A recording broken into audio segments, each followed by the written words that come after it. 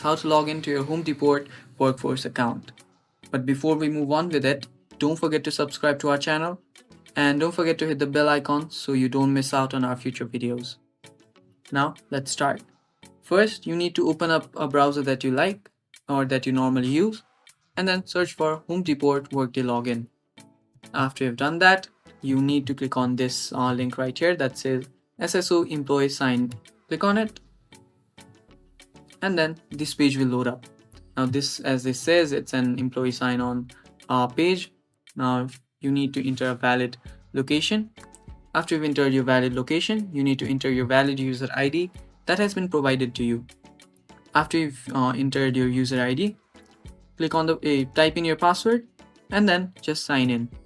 After you've signed in, you'll be able to access your account, and that is how you do it.